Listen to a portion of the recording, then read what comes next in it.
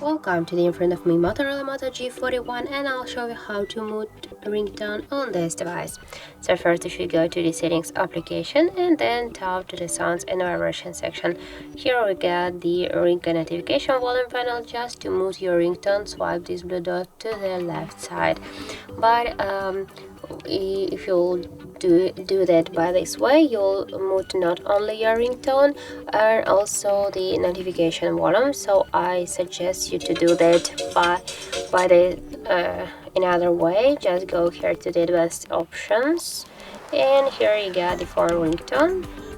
If you get, for example, only one SIM card, just tap here to the phone ringtone and switch the ringtone here to the noun, and then just click to OK to save the changes. And by this way you can mute only your ringtones, because here you will just mute also the notifications.